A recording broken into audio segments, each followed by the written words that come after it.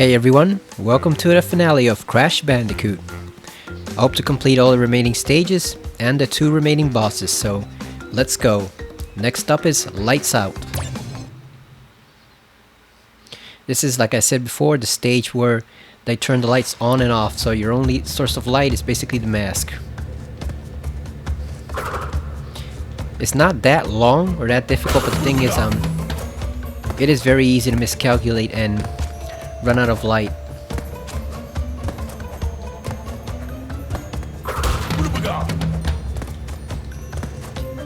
And it is Monday, early morning, November 18th. Yesterday wasn't too bad. I won a bit of money from Rafael Campos on the golf tournament that was going on. I didn't bet it all on him, unfortunately. I should have bet more as always, but as a fellow Puerto Rican, I was glad to see him win. So that was a bright spot in the day. Other than that, didn't really do much.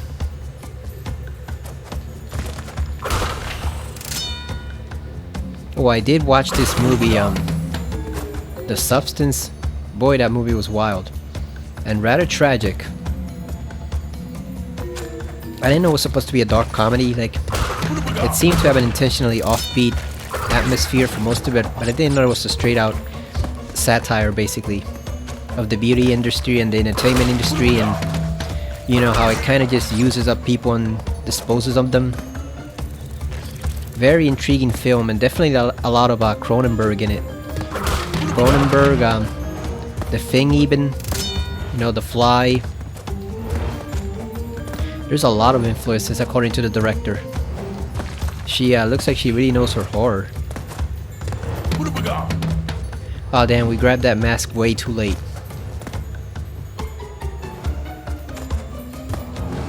So we can't get the white gem here because unfortunately I think you need the other gem to get up to the top and get the remaining 3 boxes, so we just gotta complete the stage. Oh boy. Hey, somehow we made it.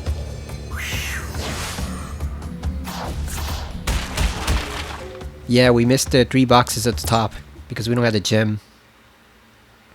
Yeah, very intriguing film, The Substance. Definitely recommend it. If you can stomach a rather dark ending, even if it is very humorous, it's still pretty dark and tragic for the main characters. Or should I say character? Because that's one of the twists of the movie. It definitely feels like something David Cronenberg would have done in his youth, except with a more female touch to it. Because obviously Cronenberg, being a cold and clinical male, would have taken a different approach to it, but he kind of did something similar with what was that movie, Rabid? It's kind of the same thing, a tiny bit. Has a lot of the same themes, wanting to improve yourself and then having it all go wrong. I was not expecting that finale though. God damn, that finale was wild. It was Demi Moore too, which I was shocked to see her doing a horror movie or thriller. It's kind of a horror thriller. That's not usually a type of movie I think of her doing, but she actually did a pretty good job in it. It worked out well. I don't know how much convincing it took because I was reading up on it and it doesn't seem like she needed that much convincing. It seemed like she was pretty game for it, especially given her age. She did a lot of daring scenes in that movie. A lot of nudity though. That's one thing I'll say. There's a lot of nudity in that film. Obviously being all about beauty standards and stuff like that, it's kind of avoidable. You can't avoid it. But yeah, just be prepared for that. There's a lot of nudity in the film. And not all of it is appealing. Let's just say there's some rather mutant nudity in it. I'll leave it at that. No you don't, Spider, you're not going anywhere.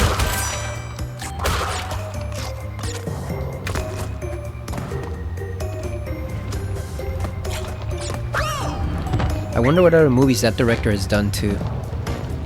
Might have to look them up. I think we're screwed on the key because we oh no, you don't have to do it all in one go for the key. I forgot, that's just for the special gems.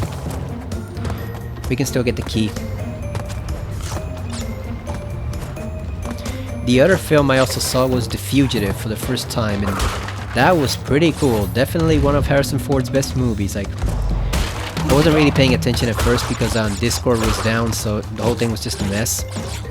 Couldn't enter any comments, couldn't read any comments, so I wasn't paying that much attention to it. But then once Discord got fixed and the stream went well, I sat down and really watched the film. It was pretty damn masterful. So we got 3 masks over here, but they don't really serve you much use, because as you see, you spend the majority of your time just hopping from blue platform to blue platform on the gems, so you don't really fight any enemies. Look at that, we just completely screwed it up right there.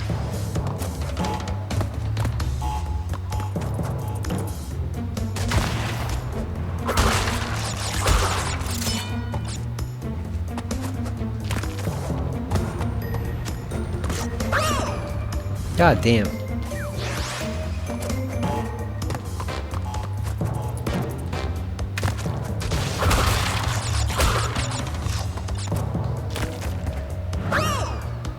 Damn, I am way off with my jumps tonight. I'm not timing them well. Come on, Crash, what are you doing?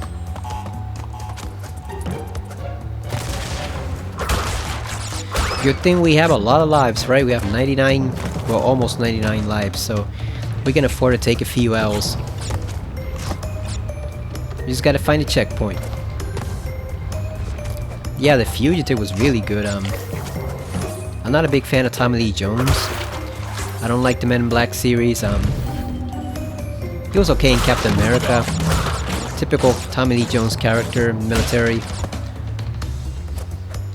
Haven't seen his other films like U.S. Marshal. I didn't even know that film was actually a spin-off of The Fugitive. Featuring the same... God damn. Featuring the same character. Pretty much. I forgot what his... I already forgot what his last name is, but oh, Gerard. Agent Gerard. Might have to check it out eventually just to see. I heard that one got mixed reviews though compared to The Fugitive. But goddamn, I knew The Fugitive was good. It was one of those films I never got around to watching. I was just vaguely aware of it throughout my whole life. But goddamn, that would have been great to be watching in the theater. Because Harrison Ford does some crazy stuff in there, and all the stuff he needs to do to avoid the authorities, like, he almost pulls it off until the end when he gets cornered. But even then, he finds a way to turn it around on them, so... Yeah, very intriguing film, very well made film. I'm sure everyone knows how it ends already, but I'm not gonna spoil it here just in case. The movie is 30 years old, but still. Just in case someone doesn't know, but... Very fitting conclusion to... a bit sappy at the end between him and the agent, but I appreciate what they were doing and how you slowly humanize Tommy Lee Jones' character, because at first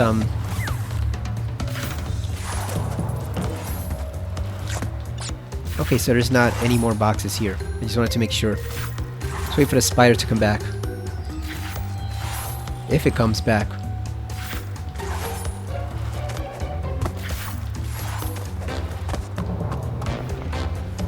We might be screwed. Yeah, I don't think it's gonna come back. Shit. God damn, so we have to redo the whole segment all over again. That sucks.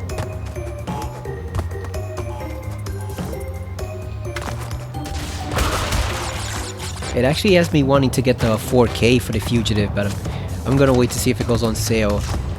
Because it's currently 20. I want to see if it goes on sale for Black Friday. Maybe we can get it like 15 or less. Or even 10. Because it's not really a steelbook or anything. It's just the Warner Brothers 30th anniversary or 25th anniversary edition, whatever. So I'm just gonna wait to see if it goes down. I did get the Dracula, Bram Stoker's Dracula in 4K. It's not really my favorite film, but it's one of those artistic films I actually really appreciate. And it has a really fun spin on the Dracula myth. You know, it's a really fun take on Dracula. And Gary Oldman, goddamn. Gary Oldman rocks in that movie. Like, that is... It's a shame he didn't even get nominated for Best Actor in that year. What was it like? The movie came out, what, like 92 or something like that, 93? The following season, no, I think it was 92. The following year, 93, he definitely should have been nominated. Because he does a hell of a powerful performance in that film. It's one of those powerhouse performances that you rarely see from an actor. God damn. Even at a very well-made film, you rarely see a performance of that caliber. He just completely disappears in the character. You don't even recognize him as Gary Oldman, so he should have been nominated. I don't know why they didn't. The Academy likes to screw people like that. They don't nominate... It won't nominate people for doing like the best role of their lifetime. But then like 5 or 10 years later, they'll do a minor role that's not even half as good as that one, and they'll get a nomination for that. And no one knows why. It's one of those things they like to do. Like I think Leonardo DiCaprio won for The Revenant, and everybody was saying pretty much unanimously he should have won instead for Gangs of New York. But for some reason they didn't nominate for Gangs of New York, or he didn't win. Instead he won from The Revenant, which pretty much everybody agreed is one of his worst movies. So look at how that turns out. You do masterful work on one film, you don't get nominated. You do inferior work on another film that half the people don't even like, and somehow you get nominated for that one. We jumped way too soon on that. Yeah, so that's why I don't take the Academy too seriously. They half of the time they screw up, and then half of the times they're late to what they're supposed to be nominating people for.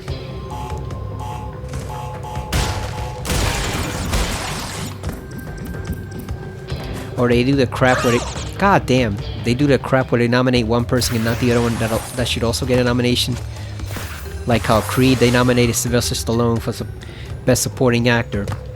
Which he deserved it. It was a good performance. It was a good role. But then they didn't nominate Ryan Coogler, the director, or Michael B. Jordan, the actual star of the film, who also gave an equally great performance. So it was like, what gives, Academy?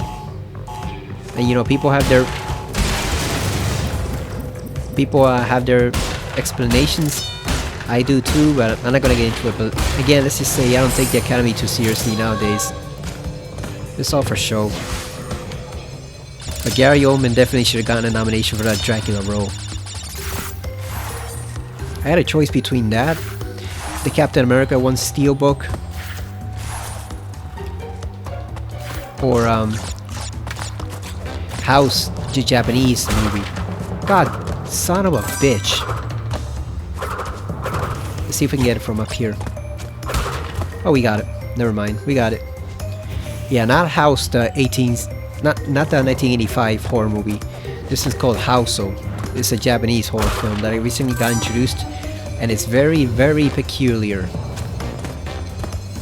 Very intriguing film, very comical film, and really exaggerated, but it's also features some great work for like the time period they were in, like the 1970s. They did some pretty great work on that.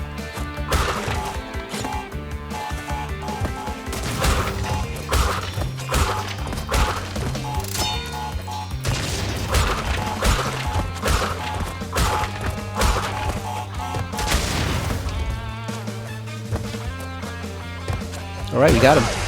We missed out on the life, but we don't need it anyway, because we got like 97, so we don't need that extra life. Yeah, it was also another intriguing film I watched recently, Houseo, which translates obviously to house. We're missing one freaking box. That sucks. How the hell did we miss a box? Well, wherever that box is, it's gonna stay missing, because I'm not going back for it. Hell no. Probably something we missed high up. Probably something that was very high up and we didn't get it. Maybe the second time when we went up there without the 3 mask. You remember that time we went without the 3 mask, and then what ended up happening is the third time we did it, we didn't have the effect. The invincibility had already worn off, so we might not have gotten all the boxes. Because usually if you go through a path where there's a lot of stacked boxes, or even boxes high up, the mask destroys all of them, but we might have missed it. Or maybe it was somewhere at the beginning, I don't know. Before we do Castle Machinery, let's do this optional stage. This one's harder than the other one, for sure. It's a lot harder. Because you also gotta go over here for some boxes. Look at this crap. How are you supposed to do this crap? This is insane. The good thing is, look at that, we can't even... Gotta play it by instinct pretty much.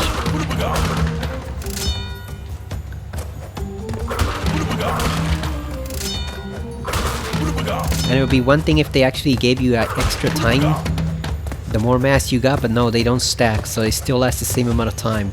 Which means if you take too long, you're still gonna lose the light. Even if you get a whole ton of masks, you'll still lose it.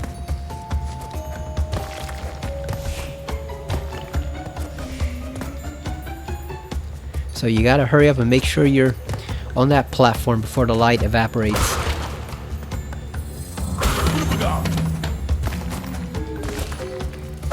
God damn! See what I mean? Oh crap! We gotta go back and get all this crap again. That's kind of what sucks about some of these stages, that if you fail by falling down or getting killed, you basically have to go back and get all those boxes all over again. That's a lot of work sometimes.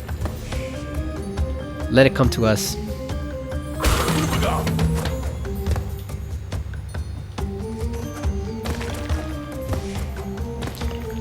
I didn't notice before, but god damn it. That light kind of gives Crash's gloves almost like a glowing effect. Almost like he's wearing glow-in-the-dark gloves.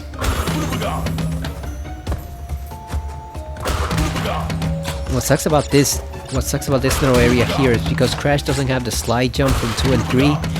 He basically has to do those jumps using his regular jump, which is pretty difficult. You have to time it exactly right, or else you end up falling into the pit.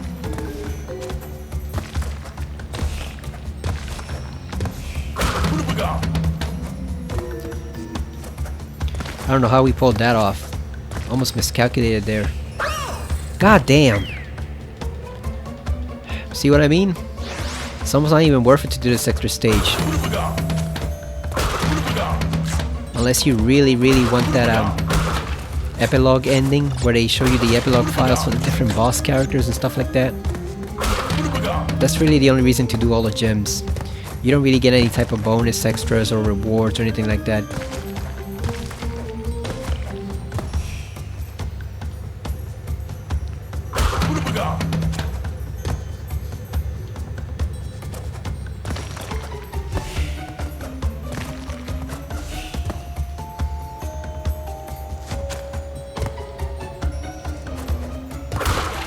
Who thought up these stages? Like, whoever it was must have been a sadist. Whoever came up with these stages said, god damn! And look at that, we gotta... This is what sucks. There's not enough adequate checkpoints, so you gotta start all over again. Get all this crap again. It just becomes tiresome. To the point where it's almost not worth it to even do the freaking gem. Because you just have to keep going back and forth, getting those boxes.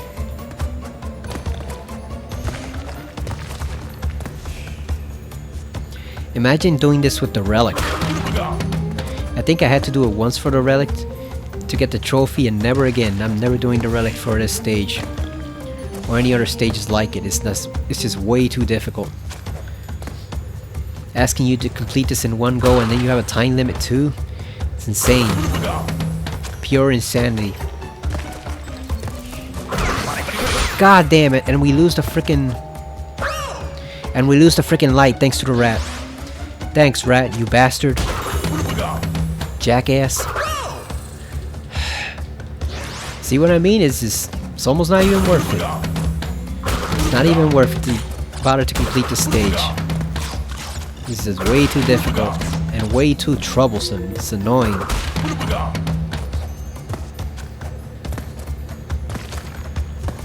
It'll be one thing if you didn't lose the mask, if you got hit, but unfortunately you do, so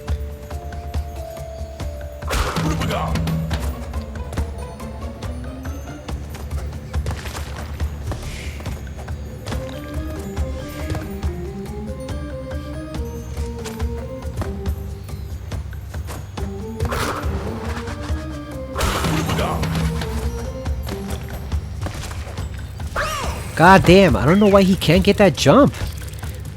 I'm going as far as I can, but it's... Well, at least we got a checkpoint there, so that's something. Look at this, I don't get it. Why can he not do that jump?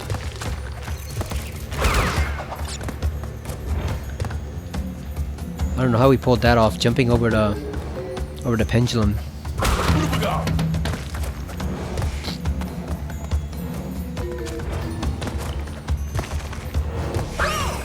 God damn. Crash, you asshole.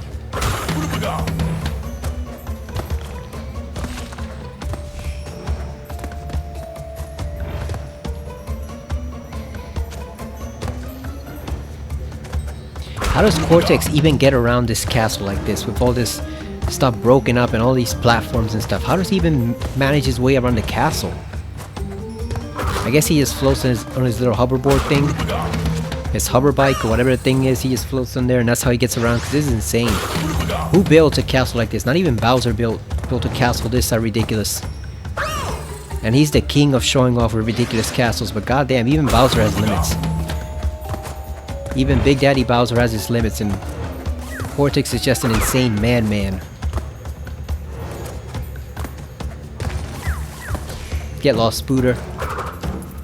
Yeah, be careful of that spider there, because it can cause you to get knocked into the pendulum, or you can accidentally trigger the mask too early, so get lost, spider. God damn, see what I mean? Now that you have to worry about dodging them, it becomes even more difficult than before.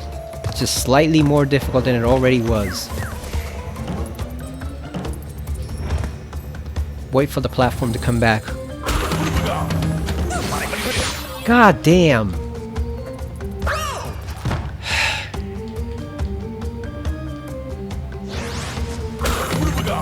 Who thought up this mess? God damn, which one of you Naughty Dog guys was the sadist who created these stages? Was it you, Jason? That was the lead guy's name, right? Jason something? Was it you, Jason? You're the jackass who created this stage?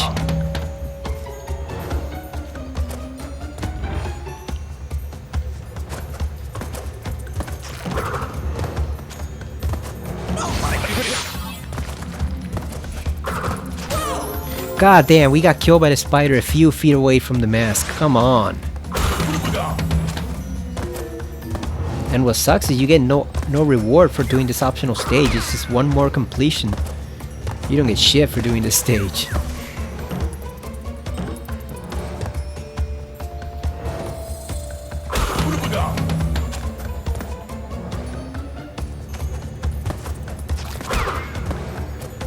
Yeah, certain parts of Crash almost look like he's glowing thanks to the glow of the mask. Finally. But he might have screwed us because we activated the mask way too early. It was not supposed to be touched at that moment. Oh, we made it. Thank God. One more box somewhere.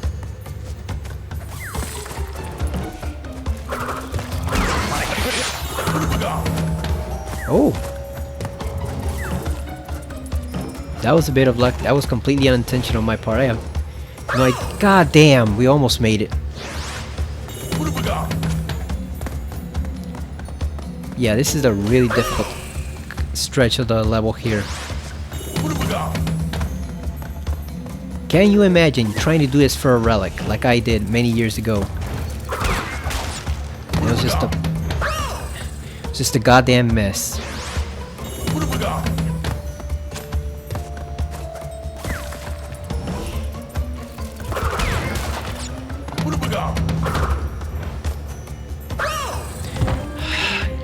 It's just really hard to judge the depth perception here.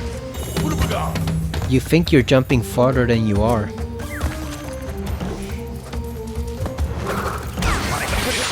And of course he's screwed there. Because now he doesn't have the mask. I tell you, man, it's not worth it. It's not worth it to get all those 32 gems or however many there are. It's just not worth it.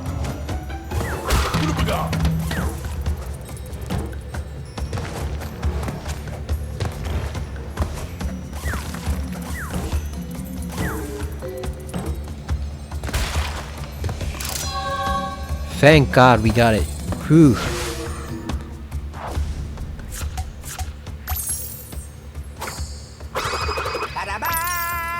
This is making that hard playthrough of Silent Hill 2 remake look like a cakewalk. God damn. Crash Bandicoot more than beats Resident Evil and Silent Hill in difficulty. God damn. Alright, now that we got rid of that bit of unpleasantness, let's go to one of my favorite levels in the game, Castle Machinery. This level's epic. It's basically like Heavy Machinery except much more lengthy. People are already speeding out on the highways at 1 AM in the morning. Frickin' roadsters. So this is a neat little thing. If you have the green gem, you can just jump up here, go up there, get 30 lives. They give you like 20 something or 30 lives, and you just go over there and get to the exit, and that's the whole stage. And I didn't know that it was optional when I first got Crash Bandicoot. I think what happened was I didn't get a new copy, I got a used copy of the game. And so somebody had already done every single stage in the game. Wait, was it a used copy or did I use the password I saw in it might have been a password I saw in a magazine, but either way, basically all the stages were done. You just had to go from stage to stage doing whatever you wanted to. There's some fancy footwork by Crash, but yeah, basically what ended up happening was I took this gem and just completely bypassed the whole stage, and I thought it was supposed to be like that. It was just an intentionally short level, and I had no idea that you had to go through this whole lengthy process to actually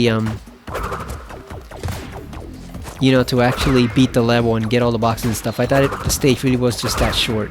I didn't even realize the green gem was optional. It's not something that's there naturally. It's like when I played the demo on the sampler disc for the PS1, where the green gem is already in Jungle Rollers, and I had no idea you actually had to earn that green gem. I thought it was given to you automatically. This is one tricky part of the stage here. The jumps where you have to get off one platform to transition to another. It is very easy to miscalculate, and you just end up hitting those boiling hot pipes and you just get burned. It's very, very easy to miscalculate your jump. Almost did it right there.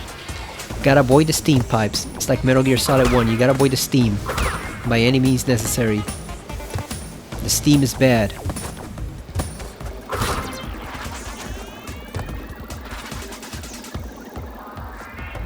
Instead of jumping, it's much easier to just step off the platform. You won't be able to do it on every turn. You can see there we couldn't step off that one, but there are some where it's just way easier to step on it, like here. Don't try to jump because you're actually gonna get burned by the pipe. Just slowly step off it instead. Alright, we got the mask, let's go. Let's see how long we can keep it. There's no enemies. Finally.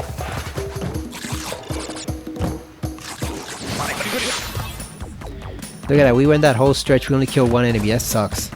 That's BS.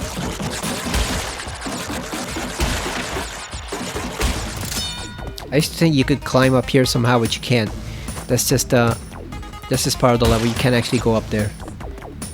Not without a slide jump, which Crash does not have in this version.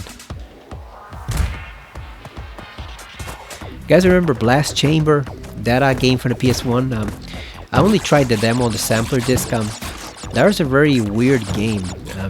You're basically in this rotating cubicle chamber that just had like 4 sides to it. It had 4 sides that you constantly rotate, and your objective was to avoid the other 3 getting burned before the other 3 AI players did. It was just a really bizarre game. The type of stuff you never get, anymore outside of indie releases. Indies where all the creativity is at. Which sucks because the thing is that a lot of those indie games don't have a budget. So yeah, they're very creative, but at the same time they're very limited in what they can actually do. That's goddamn. We miscalculated there. That's why I still like AAA games, because at least they have a budget. It's only when the studios get too conservative, that's when the problems arise, when they don't want to put any effort and they half-ass game releases, and you know, Don't release stuff that's finished.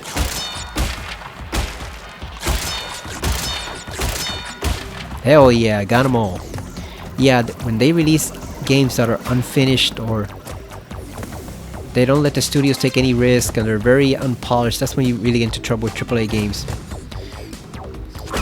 But there's always gonna be a place for AAA games by the sheer fact that like I said, a lot of indie games don't have a budget, so they're very limited in what they can do. It is very rare that you get a Tormented Souls. God damn, that's why you need the mask. It is very rare that you get a game with that type of budget to do something basically like Resident Evil did many years ago.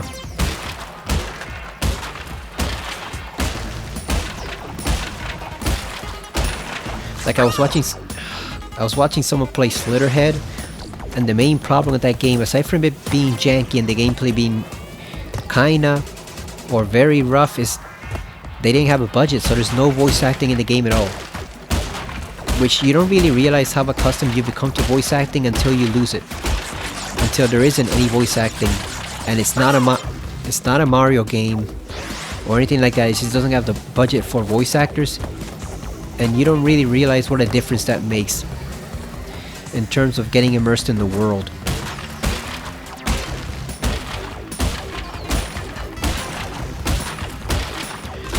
So yeah, that's the downside of indie games. Tons of creativity, not so much in terms of actual usable budget they can use to improve the game. So you're very limited in what you get. It's mainly more for like 2D platformers, you know, puzzle games, minor horror games that only last like 1 or 2 hours, stuff like that. Very rarely do you get a Tormented Souls, a game with that level of polish and length.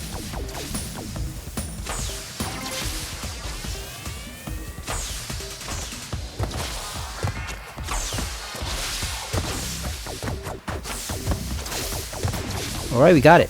Hell yeah. Careful, Crash. Thank God, we made it. Hell yeah, we got all the boxes too. Nice work, Crash. Very nicely done. He's getting better. Damn, we're 75% complete. We don't even have most of the gems. Guess those are just the levels.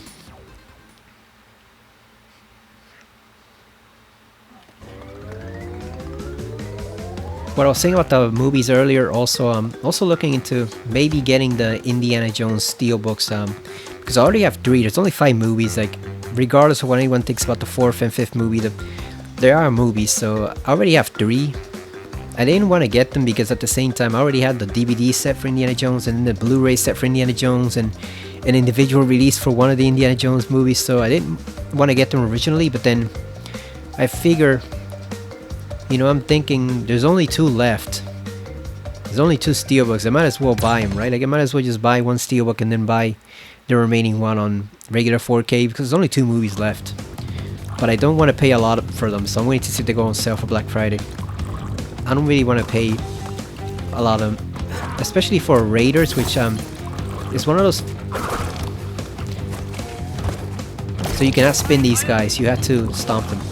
But yeah, Raiders is one of those movies that I acknowledge is a masterpiece, but I don't watch it that often. I don't really watch Raiders of the Lost Ark that often. I know it's a lot of people's favorite indie movie. It's not. Mine is Last Crusade. That's the movie I tend to watch a lot more often. Like, here's the thing, I don't even like Temple of Doom that much, and I watch that way more than I do Raiders of the Lost Ark, so I don't really feel like paying $20+ for a copy of that movie with no extras. It's just the 4K. It's just the plain 4K. Not really feeling like doing that. Alright guys, he's gonna transform into the Hulk. Let's go. And he's gonna gain 3 more life bars. There we go. He's got 3 hit points. And you have to stomp him, you can't spin him. Come on, big boy. Show me what you got. Aw. He didn't even hit him. Crash is just way too fragile.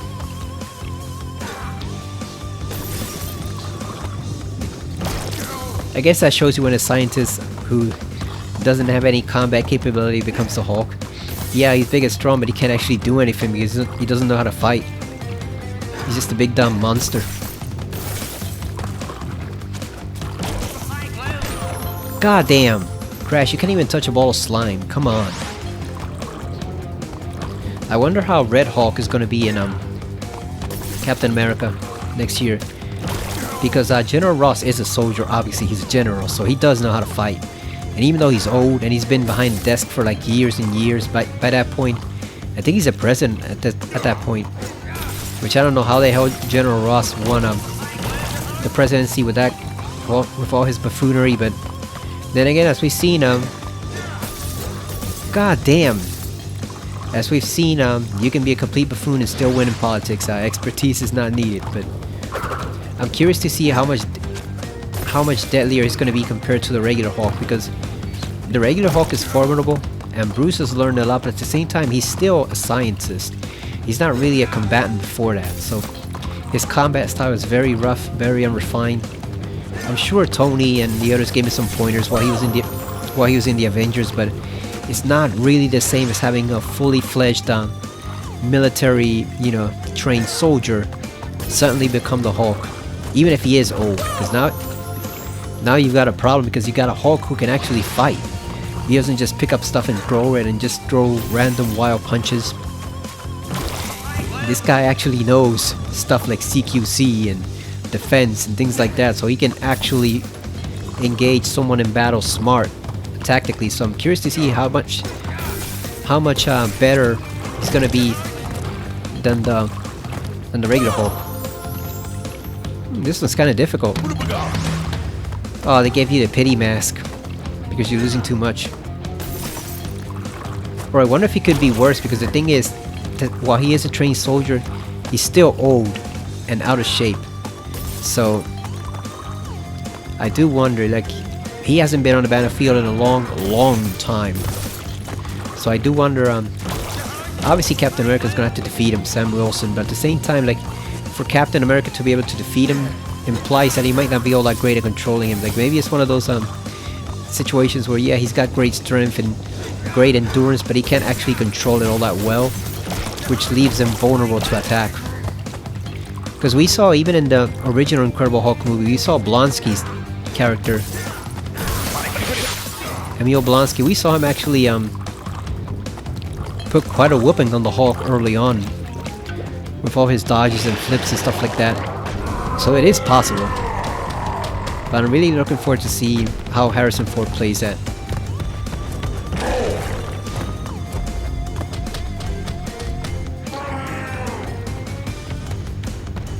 See, all he knows how to do is just pound the ground. Unfortunately, Crash is just so fragile that even touching him will kill him. So Nitrous Brio's not that tough, it's just that Crash is kind of a wuss when it comes to taking damage. Which I guess, since he doesn't have any armor or anything like that, but still, come on, one hit, Crash, you can't even... Look at that, look at this bullshit. You can't even endure one single hit, Crash, come on. Even Pac-Man can take more damage, you wuss. It's like Astrobot, he's a glass cannon. Astrobot has a lot of abilities, has a lot of different powers and weapons, but he's a glass cannon. He can't take a single hit, or else he's dead. It's like that, he's just Orange Astrobot. Before Astrobot was even a thing. Before Astrobot was even an idea. That's Crash Bandicoot. Doesn't Spyro have like 3 hit points because of sparks? So even Spyro can take more damage. I like how they put the question mark next to his name. Like, we know it's still Nitrous Brio. That's not a mystery. I guess the mystery is just what do you call him, but come on, we know it's him. Even if he is doing kind of like a Dr. Jekyll thing here.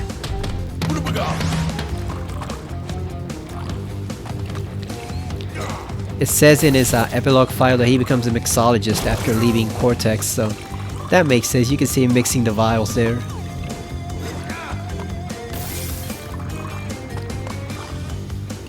One thing I didn't like about the remake is how they did his voice in 2, but we'll get to that later. when we played that game. I thought the original was better. Isn't that a surprise? The original being better. But now in this case, like this is a vast improvement over the majority of Crash Bandicoot 1, but there are some little details here and there that they could have done a better job on. You know, it did work better originally the way it was. I like how he has his initials engraved right on the ground there, NB, along with that skull. Even though he's not supposed to be as bad as Cortex, Cortex is mainly using him. That's why I was kind of puzzled because I think Twinsanity makes him a villain again. I think Crash Twinsanity, he's evil again, and he turned permanently good after the second Crash game, so I don't know what they were thinking there. That game is weird. At one point you even see Polar, the polar bear, standing with a baseball bat ready to beat the hell out of Crash. It's like, when did Polar turn against Crash? I don't remember that at all. Like, when did the little polar bear actually turn against Crash Bandicoot? Was he just resentful because Crash kept riding him hard through all those levels? What would cause Polar to turn on him? Alright, so we finished off Nitrous Brio. Now's one of my, I don't know if I call it my favorite, but definitely one of my better liked stages, the lab. A lot of people say this stage is really hard. I've never really noticed it. Like, it gave me a bit of trouble here when I first played this game back in 2017, but even then it still wasn't that bad compared to crap like the High Road and the Road to Nowhere. Those are the really hellish stages, so I have no idea what people are complaining about when they literally say almost always this is one of the hardest levels in the game, the lab. And it's like, what do you mean it's one of the hardest levels in the game? This is easy compared to what we've done before. You can see here's Stormy Ascent. I'm not going to complete that level because it's a pain and it takes like 35 minutes to complete, but I'll do 1 or 2 attempts on it just to show you what it's like. It's basically the slippery climb level, but worse. 10 times worse. So I'll give it 2 or 3 tries, but we're not going to finish it because it literally takes like 35 minutes to finish that stage. And I don't have that kind of time. I guess it's because of these switches that people say it's hard, but I've never seen it, not even when I played the original Crash Bandicoot. I would look at those guys on GameFAQs and they would always say, oh, beware, this is the hardest stage in the game. You know, beware the lab, be careful here, this is the hardest stage. And it's like, what do you mean this is the hardest stage? Did you not see the Road to Nowhere or the High Road? As long as those stages exist, this is not the hardest stage in the game.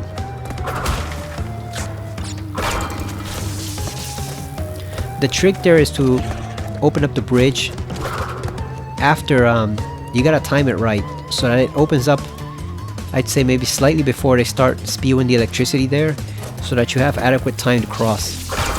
See? Gotta time it just right.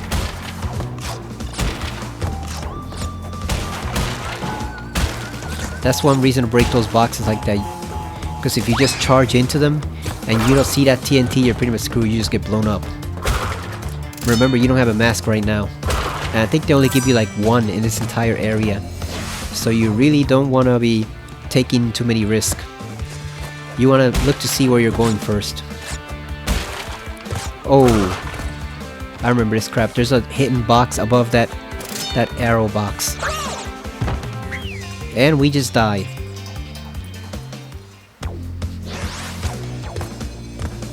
There's a hidden box there. You gotta break the middle ones first and then jump over the arrow box. So you gotta break this one from over here. See if you can do it. Got it. See, there you go. Oh, there's 2 boxes actually. It's not just 1.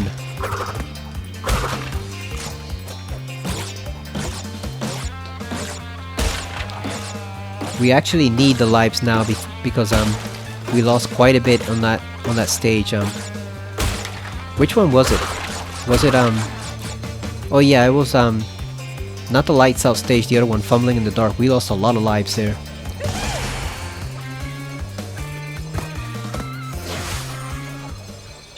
You think Tawna, the regular Tawna, will ever come back in the series? I know we have her alternate or double from another dimension in Crash 4, but I mean the regular Tawna. You think she'll ever come back? I don't know if she makes any. I don't know if she makes any type of cameo in Crash 4. I haven't finished the game yet. If she does, don't tell me, but... God damn. You like how Crash is wearing heart boxers? That's the typical underwear for a guy. Damn, we ran so far away from him we fell off the pit. Yeah, anytime you have any type of comedic effect, it's always a guy wearing boxer shorts with hearts on them on a cartoon. That's like the go-to funny underwear for a guy, or any type of male character. Because Crash obviously isn't a guy, he's a marsupial.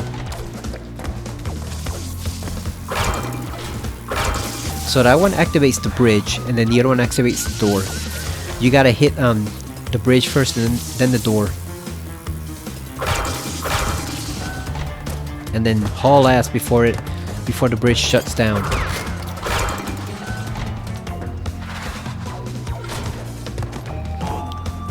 See, this stage isn't that bad. I don't know what people are complaining about. They still say this is one of the hardest stages, and I don't see it. We just gotta be patient with where you move. This is more tricky.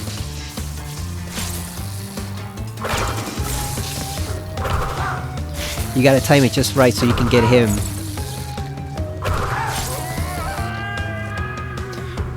Because otherwise you'll get electrocuted by either the bolts or by his gloves. I also don't like that falling animation they do here. It's a little bit too cartoony even for this type of game.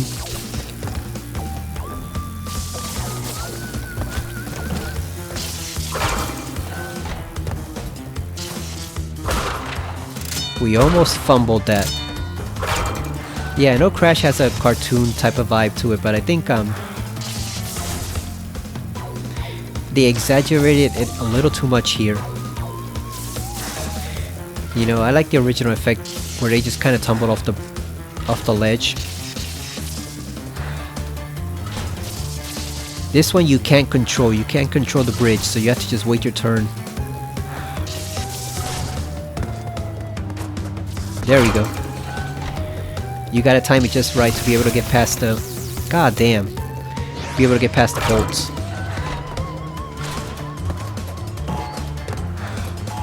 But see, this is child's play compared to some of the other crap stages we've been through.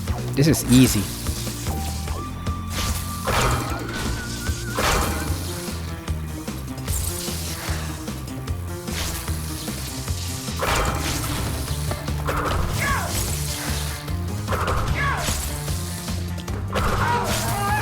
Yeah, the way they float in midair like that, I kind of prefer it in the original where they just tumbled over the ledge. Even for Crash Bandicoot, that's a little too cartoony for me.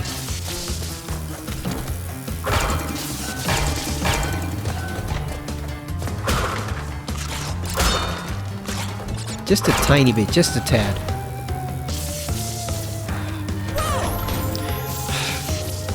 Oh yeah, beware the door. The door can actually kill you with its spikes.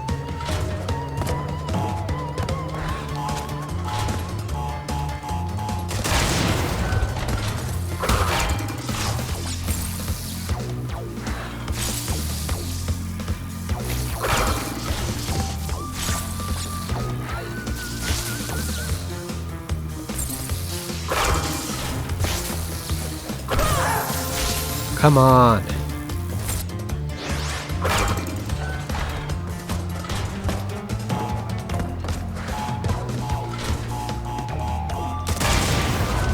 Now if you start to lose your focus, it can become a rather difficult stage.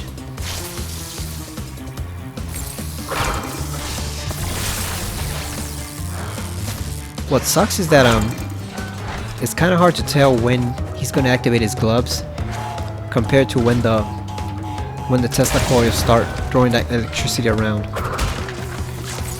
Because you see the bolts throwing around the electricity, but then he's also lighting up his gloves at the same time, almost.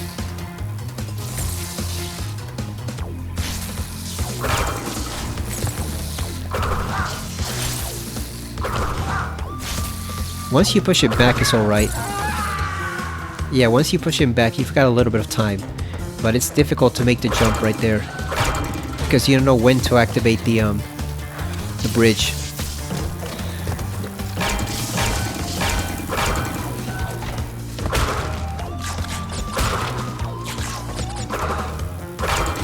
Alright, let's stay far away from the door.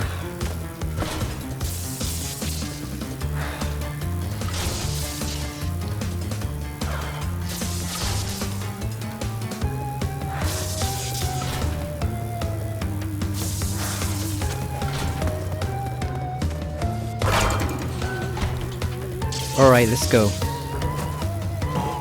We made it. Let's just await the gem. There you go.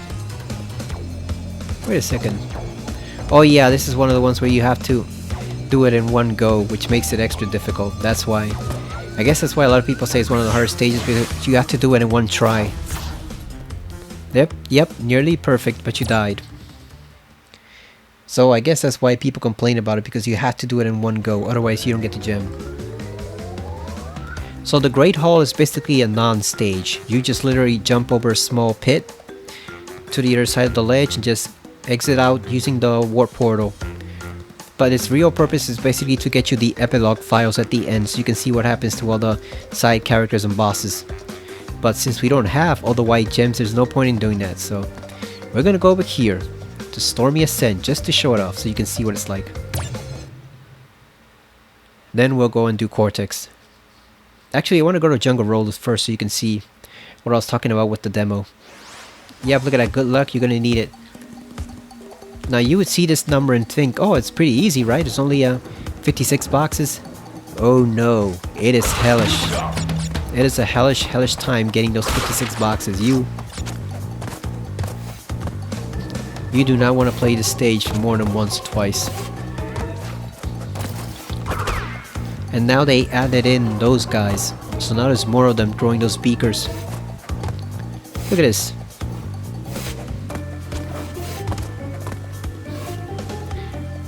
Like I said, we're gonna give it a good solid 2 or 3 tries. After that, forget it. Oh, and there's a Nitrous Brio mini stage here. I completely forgotten about that.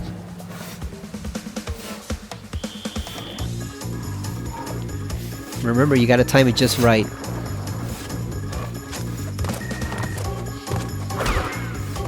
Also, they made those creatures old men, which I think doesn't fit with the aesthetic they were going for before. Before is more creepier because you couldn't tell what those creatures were, and now they just made them old men.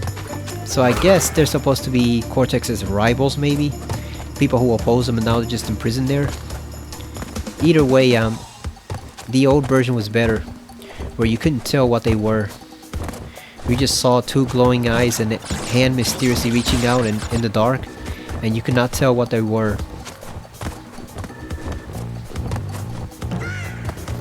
Oh, one thing I learned about the Fugitive, apparently Indiana Jones had a cameo appearance. He did like an episode of Young Indiana Jones. Oh yeah, they add these platforms too. These things suck. You mainly see them in the second game, but they added them here. I guess that's where Naughty Dog originally got the idea from, and then Vicarious Visions couldn't let it go. They just gave it to us. Like if we actually needed that damn stage. But yeah, I didn't know that since he had a beard for the Fugitive, when he went to film that Indiana Jones episode, they actually kept his beard, so we saw bearded Indy for maybe like the one and only time.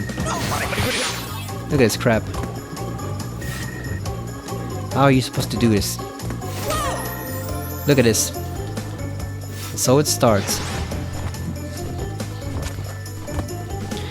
This is one of those stages that's designed by sadists. It's only for the most masochistic of gamers. God damn, look at all this mess. Like I said, we're gonna give it 3 solid tries. So we're down to 2.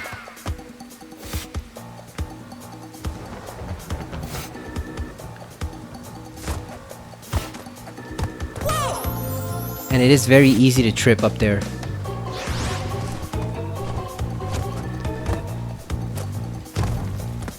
And we no longer have the mask. So that makes me want to track down that episode. I think it might be some streaming service. But from what I read of the synopsis, it's more like a murder mystery than traditional Indiana Jones stuff. So it's not really that. It's not really that intriguing, but I'm interested just in the idea of seeing Indy with a beard.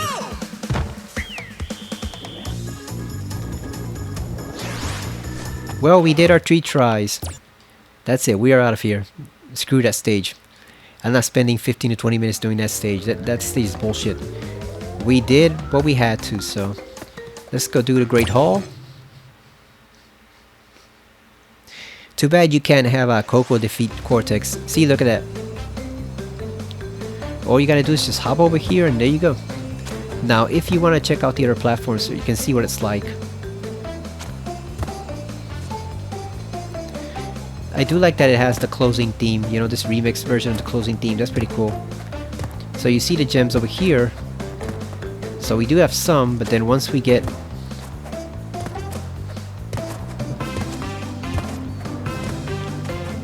over here, what do you see? Missing gems.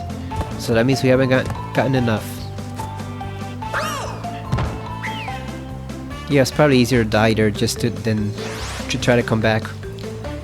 This is basically the stage where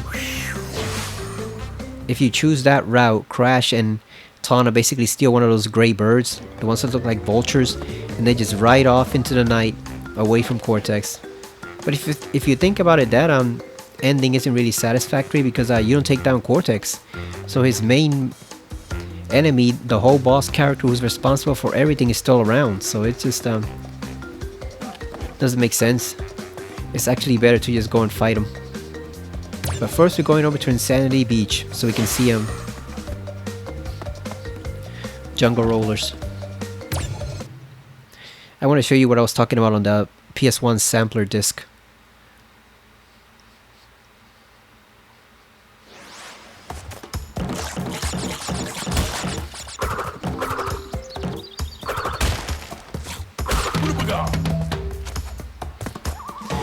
You can do the relic to try to get all the boxes, but I don't recommend it.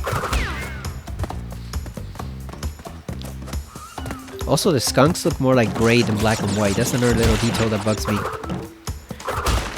Like, they look good rendered. It also looks like they almost have skulls on their backs.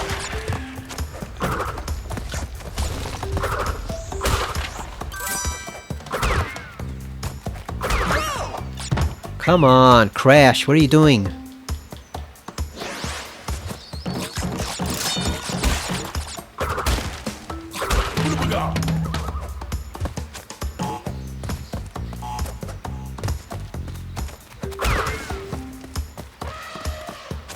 Oh boy, when I first played this on the PS1 sampler disc, I was like, what is this brand new game?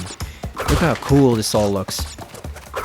And it was cool, but I also didn't expect it to be hella hard like it turned out to be. I thought it would be more like Mario. At the time, the main platformers I played were stuff like Super Mario World, Donkey Kong Country, Super Mario Bros. 3.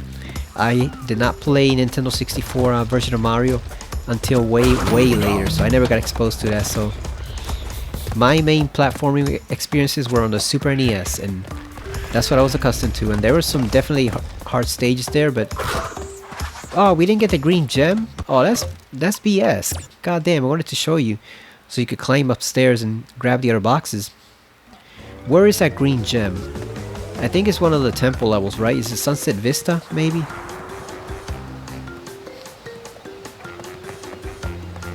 Oh, it's the Lost City. I guess we'll give it a solid shot. Just so you can see. We had to break every box without dying.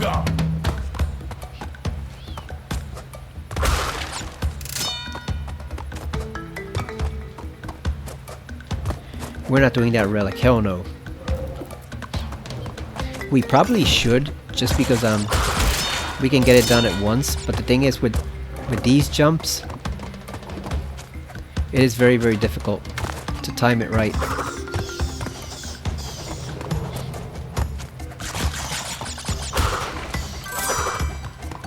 Boy, that thing about Indy reminds me of the first episode of Agents of S.H.I.E.L.D. Remember where was it the first? Oh no, it was the last of the first season when Nick Fury showed up. Boy, that was the time, right? Remember when major Hollywood actors would actually show up in TV shows? And if a TV show was based off a movie they did, they would show up there like Harrison Ford did with Indiana Jones ones. You know? I'm sure they had to pay Samuel L. Jackson a ton of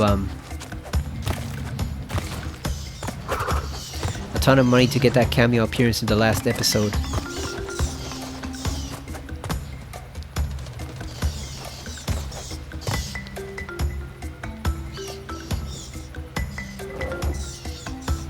So since we have plenty of lives, we don't need that little icon there. We can just skip it. We're not going to be able to skip the Nitrous Brio token though, because I think there's boxes there that we have to destroy. We just have to make it over there without dying once.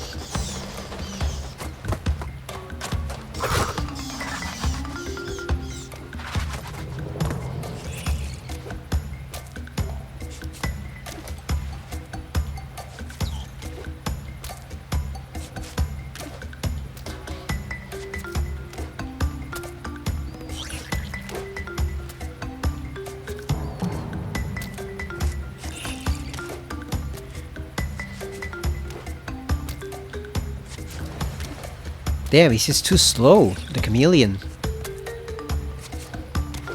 By the time he gets over there, the box is already turning. God damn, come on. Here we go. Alright, we got it. Hell yeah, let's go. Nice, we got it. We gotta keep that mask at all times.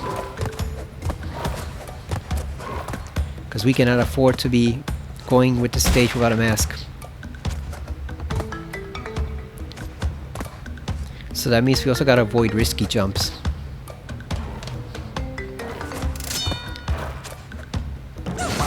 God damn! And we lose the fucking mask, come on. Hopefully we can make up for it and get another one later. I completely mistimed that jump. That was my fault.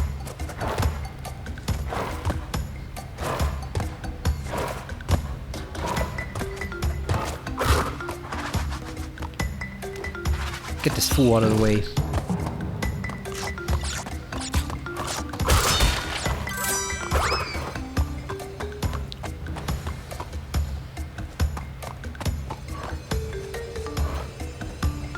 You want to be really careful here that you don't jump into the fire, because that'll end your run really quick.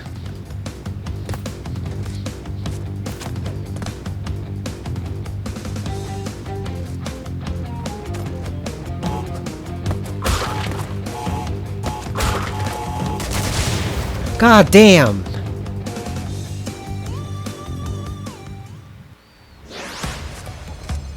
The good thing is those don't count. You can see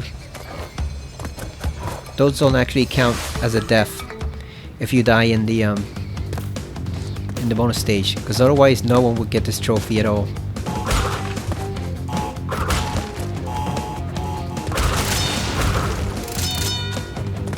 And of course what makes it difficult is you have to go through this area.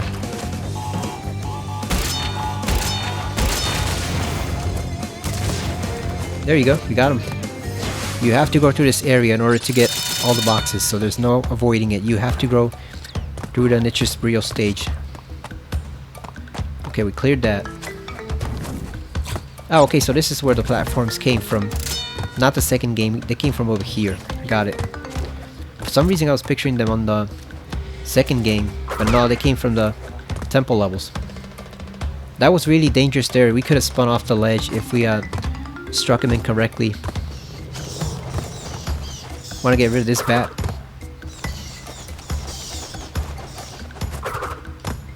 God damn, come on. Got him.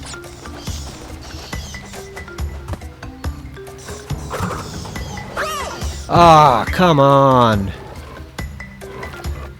Well, there goes the run. Damn it. Well, we gave it our best shot. It did not work out.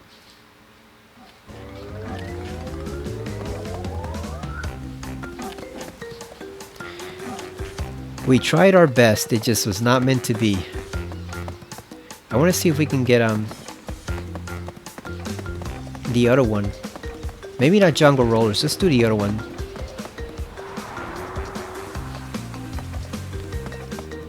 Rolling stones. Oh, do we need the green one for that also? I guess we'll find out.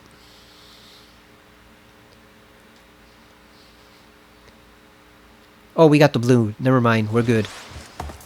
We can at least do this one. We got the blue gem.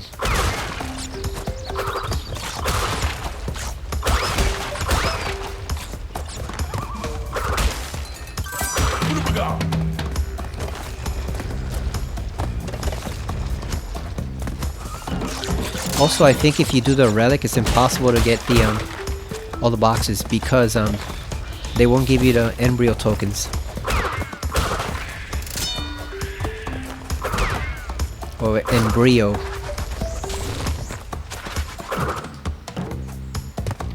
Alright, here we go. Let's see if we can pick off that mask. Got it.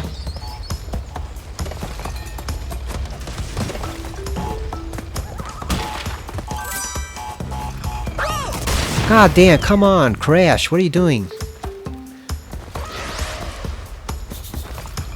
Great. Now we lost the mask.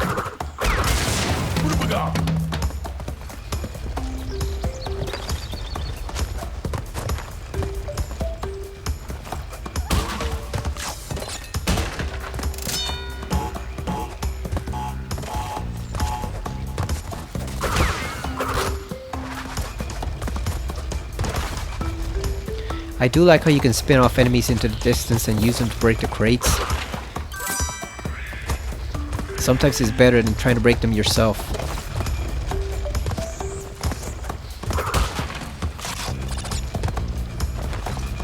Yeah, after this we're heading toward the Neo Cortex boss no matter what. God damn! There we go. At least we got that.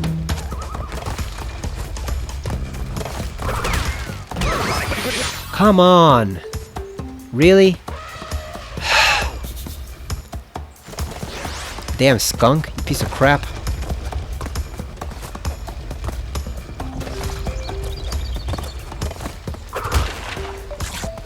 Skunks are crap, right? I remember seeing the infested episode of them on Animal Planet, or their series where they had a massive infestation of like skunks in this neighborhood. Oh, really? Crash got stuck? God damn it. You freaking plant, come on. Look at his nonsense. He's stuck in the freaking wall. I've never had that happen before. God damn, that sucked. It's probably time to end things soon because all sorts of stuff is going wrong. So it's probably time to end it soon.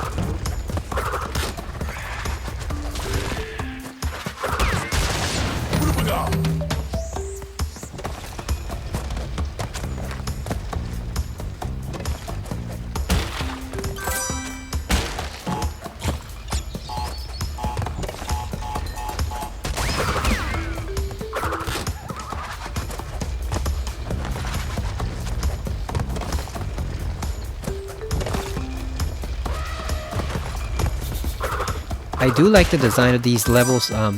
Some of the jumps can just be a little tricky, like pretty much everything else in the game. But other than that, I like the aesthetic of these levels. I wish they brought them back in like Crash 3 or even Crash 4.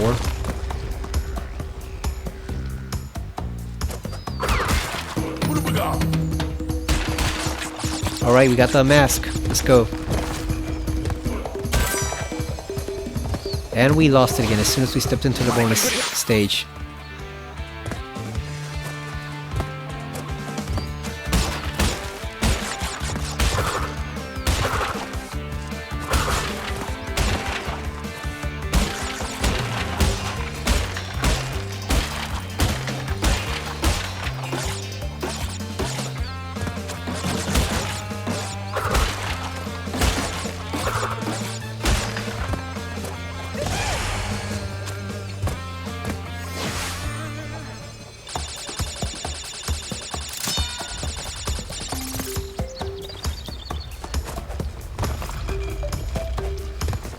There we go, there's the path with the blue gem. Now even though it doesn't look like a long drop, you cannot just drop down here. You will die if you do. They don't want you cheating the game. I think this area looked much creepier in the original, where it had kind of like this blue light to it. And you could, it was almost like it was glowing blue or bluish green in the original. Here is just the same sandy color as the rest of the ruins.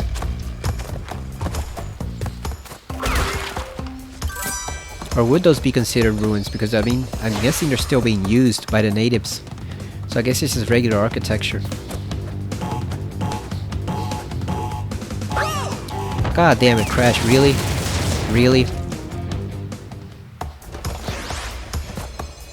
At least it doesn't shut off the way it does in the original game when you lose. And you have to go back and do all that crap all over again.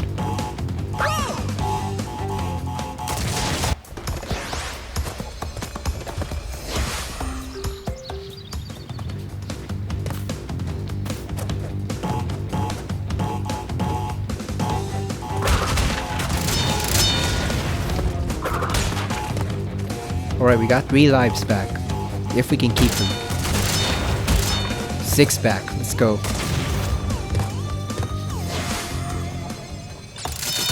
We should have all the boxes. Or almost all of them now.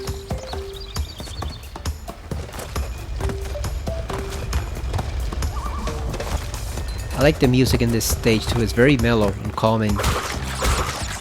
It's a very calming, soothing tone. There we go, got the gem. Now we can go fight Cortex. We're not gonna bother with that Lost City stage. That stage is pure BS, so we're just gonna chalk it up to the game being hard and call it an L for that one. We're not gonna bother getting that. Oh, let's go over here. We can take the shortcut back. There we go, just go back to Stormy Ascent. Let's save for the last time.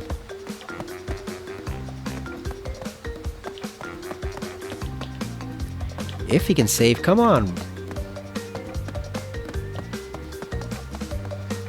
I think this is the controller having some issues. There we go. Yeah, I think that's definitely the controller having some issues there. It doesn't want to respond. At least in the second and third games you have like that save screen that makes it a lot easier to save, so we shouldn't have an issue with that one. There we go, we got 93 lives, 13 gems and 2 keys. That's gonna have to be good enough. Because I'm not going back for any of those other gems. Alright, Dr. Cortex, let's go.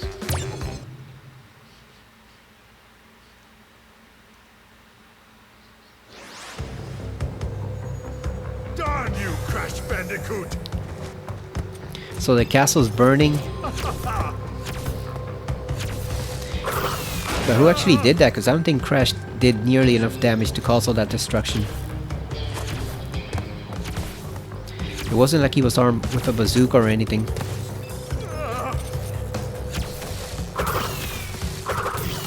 In the original, he just called him Crash Bandicoot while growling. Here, it's kind of silly because what is he's calling him you Crash Bandicoot? What does that even mean? Crash is just his name. That's a cool effect though, the way you kind of deteriorate. I mean, disintegrate when the beams strike you.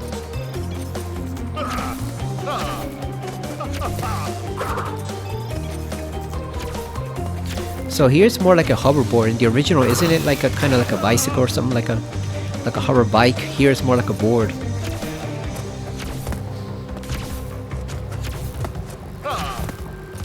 The texture of the blimp is a bit strange. In the original it was smooth. Here it's kind of like cloth, which I guess makes sense.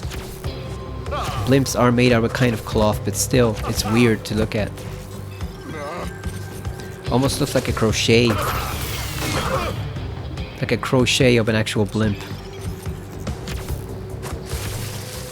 Oh, come on, really? Yeah, how did Crash cause all that destruction? Crash Bandicoot!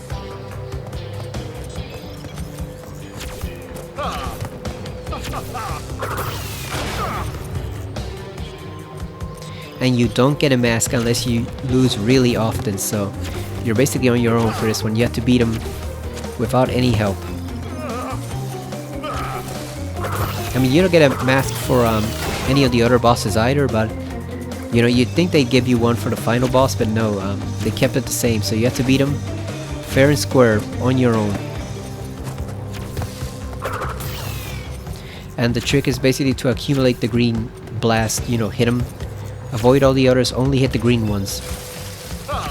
Because those will stack, and then that's what lets you take him down. Darn you, Crash Bandicoot!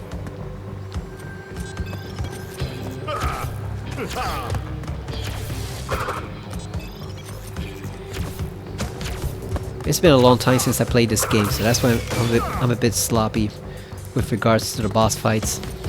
Or at least this boss fight. Oh, this is by far probably the most difficult boss fight of the game, for sure.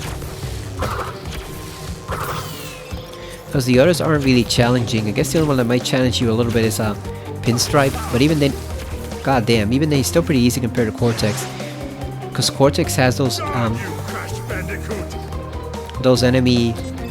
energy bolts that just stay in the floating in the air. So you have to keep avoiding them, they don't disintegrate.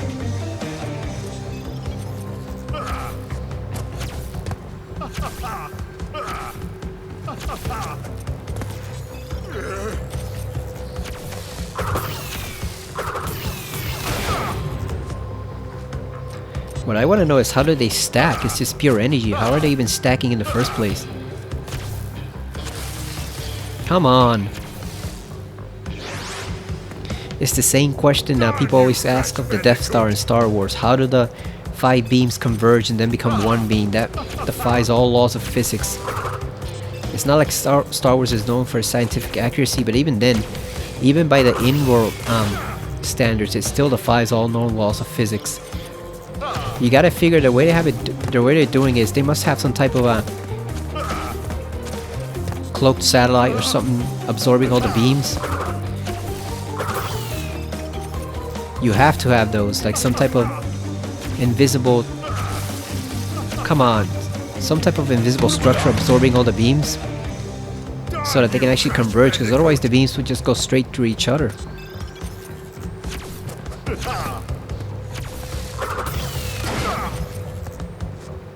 Unless they're just really, really accurate, I guess. Calculating where the beams will go, you know, the different trajectory. God damn, come on! And we lost the mask. I always prefer to think there is some invisible satellite in front of the Death Star, and that's how the 5 beams converge. You're just not seeing it because you're using cloaking technology. It's as rational an explanation as any.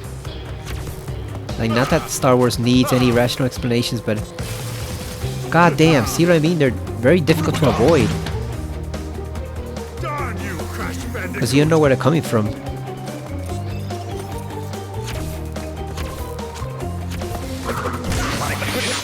Really, Crash? You lose the freaking mask on the one beam that's not dangerous, really? At least not dangerous the way the others are.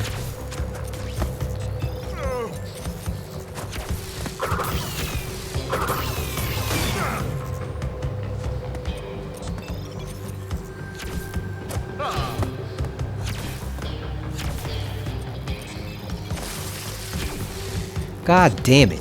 What have we got? Darn you, Crash Bandicoot! Oh, I just remembered the glowing part of the god damn. Crash, just jump out the frickin' blimp at that point, loser. Darn you, Crash Bandicoot!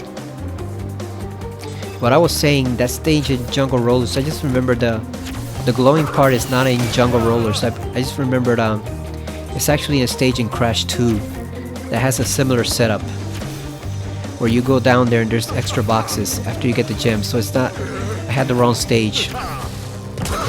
God damn, Crash, freaking idiot.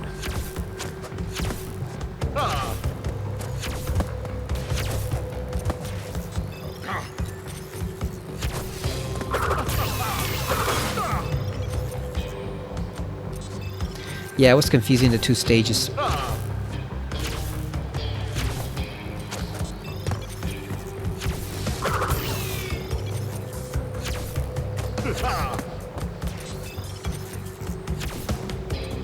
Oh yeah, and those go up and down, which makes it extra difficult to avoid.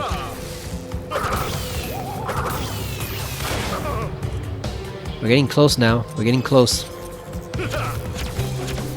Yep, now he's gonna change it up.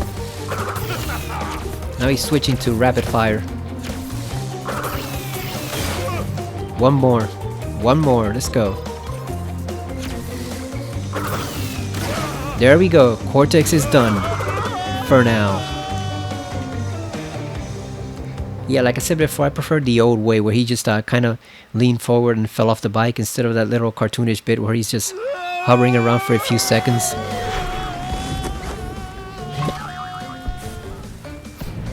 Look at it. How often do you see that where the damsel in distress picks up the hero instead? Because Crash is way shorter than her. How often do you see that in games? Almost never. Yeah, so like I said, the old animation of Cortex dying was slightly less cartoony. I know Crash is obviously a cartoon. It's obviously a cartoony.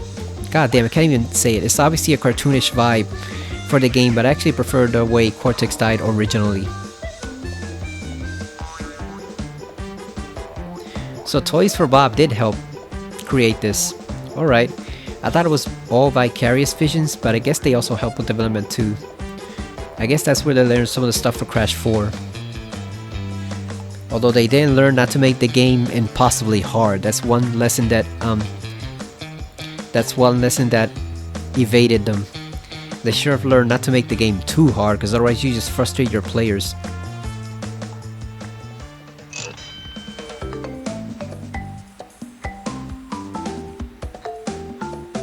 Yeah, so this just plays various music from the games. I think it cycles throughout the whole 3 different games. We're gonna skip all that. And since this was a very early PS1 game that's just been remade, you don't get any rewards. There's no Game Plus mode in this. It's like the old school Mario games and Donkey Kong games and Sonic games. You just go and play it all over again. There's no other incentive. Just to get the like I said, just to get the remaining white gems so you can unlock the path in the Great Hall and see the epilogue files for each of the boss characters, including Cortex himself. But yeah, that's it for Crash Bandicoot 1 Remastered. It's done. So like I said, I won't be going back for the gems. You can look those up on your own, but we will be playing Crash Bandicoot 2 also. I don't know if I'm going to do that first, or I might try to do a Tormented Souls playthrough, or even a Soul Reaver playthrough, because we're getting close to the release date for the remaster, so I might try to do that first, but we'll definitely be returning to Crash. We'll be playing the second, and then eventually playing the third game, and then maybe at some point in time I can actually return to Crash Bandicoot 4 and finish that off. Just the regular mode though. I'm not gonna bother getting all the relics and extra stuff, because as I've told you, as I've heard from many different sources, it is nearly impossible to platinum that game, so there's no point in even trying. Just have fun with the regular main game, just ignore all that extra crap. You'll be much better off. But yeah, that's it for now for Crash Bandicoot Remastered. Still a fun game. Still exceptionally hard in some areas and insanely frustrating in others, but overall it's a decent platformer. I'd say it's just a tad bit short of great. I'd say it's a very good platformer, but the various levels being ultra mega hard in some instances actually hold it back, because you can tell the game is not well balanced. You know, not like Crash 2 and Crash 3 that will come after that. Those games are nearly perfect, but this one so far is just a very good platformer compared to those, but it's not quite great. Greatness is Crash 2 and 3. That's when the series really became a great series to play, you know. That's when Crash Bandicoot really became a platforming mascot with Crash 2 and 3. And he also has a lot more different types of stages he can do there, so there's a lot more variety in the gameplay, so we're gonna check those out eventually. But thank you for watching, and we'll see you again next time on the next Crash Bandicoot game, and probably Silent Hill 2 again very soon, so see you later.